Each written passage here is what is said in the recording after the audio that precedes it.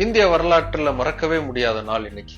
ஏன்னா நாம நண்பன்னு நம்பிக்கிட்டு இருந்த சீனா நமக்கு நம்பிக்கை துரோகம் இழைத்த நாள் இன்று. இந்தியா சுதந்திரம் அடைஞ்சதுக்கு அப்புறமா இந்தியாவுக்கு ரொம்ப நெருக்கமான நட்பு நாடாக திகழ்ந்தது சீனா.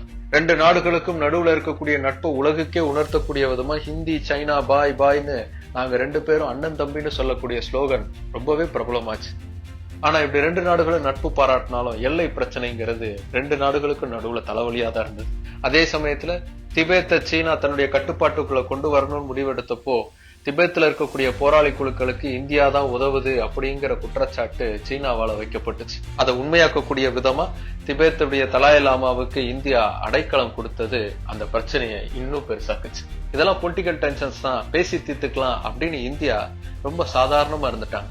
அந்த அஜாக்கிரதையே தன்னுடைய பலமாக பயன்படுத்தி சீனா 1962 வருடம் அக்டோபர் மாசம் 20 இந்தியாவுக்கு எதிராக மிகப்பெரிய அளவுக்கான தாக்குதலை தொடங்குச்சு. இப்படி ஒரு தாக்குதலை இந்திய படைகள் எதிர்பார்க்கவே இல்லை, அதுக்கு தயாராகவும் இல்லை.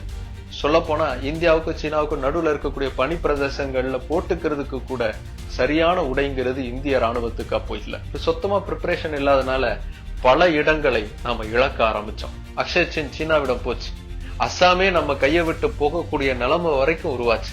ஆனா ஒரு கட்டத்துல சீனாவே தன்னுடைய தாக்குதலை நிறுத்தி தன்னுடைய படைகளை திரும்ப பெற ஆரம்பிச்சது.